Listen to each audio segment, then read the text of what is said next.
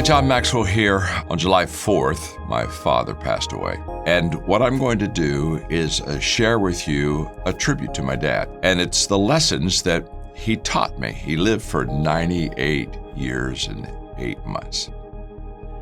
Another one that Dad taught me was that not to give up and not to give in. My father said, I have never known a successful man who quit his way to the top. I love that. And when I think of my father's perseverance, my father, as I've taught in another lesson, was very consistent. My father was very focused. As I just taught a moment ago, my father prioritized well.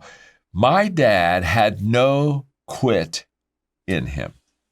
He didn't. What he set his mind to do, he stayed right on track. And it was something that I watched in him, and it's something that I admired, because what happened is, because he had no quit in him, I watched my father handle difficult days and adversity in a very successful way. And what that did for me is, when I began to be, as a leader, hit with the tough times, the one thing that never entered my mind was to quit. Maybe it entered my mind that I ought to create and find a better way. Maybe it entered my mind that I needed to have some people come alongside and help me so that we could maybe together get through a dark time.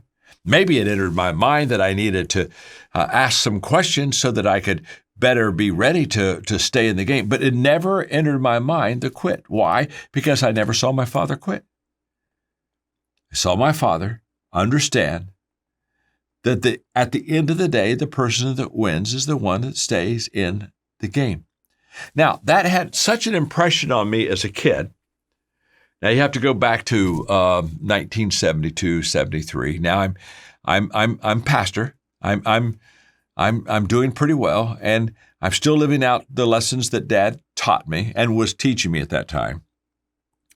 And I'll never forget, I got into a real tough stretch at my congregation. And to be honest with you, it was wearing me out. And for the first time, I was 28. For the first time, I thought, maybe I ought to quit. Maybe I ought to just let this one go. And then I remembered my dad and his example. One of his favorite expressions is just keep on keeping on, son. Keep on keeping on. There was no quitting, keep on keeping on, that's for sure. And so I can still remember the day in my office I picked up the old thick Webster's Dictionary. Now you can talk about, hey, those were the days. Hey, remember the days when you had encyclopedias? Remember the days we didn't have all this technology and all the wonderful advances we have today? So I took my old Webster Dictionary, and I went to the Q section, and I got to the word quit. And I took my scissors, and I cut it out of the dictionary.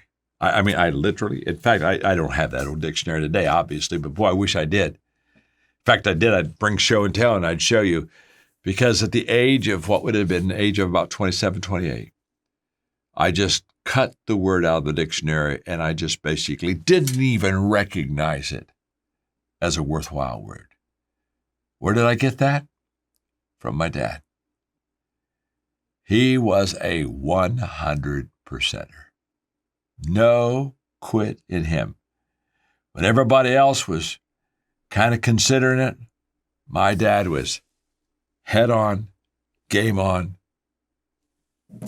staying right with the task.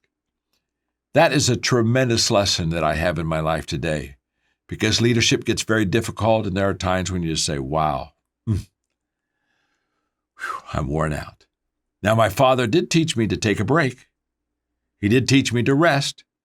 He did teach me that sometimes you got to back off enough to kind of refuel and renourish yourself. But there was no quit in him. I'm grateful for that lesson that he taught me.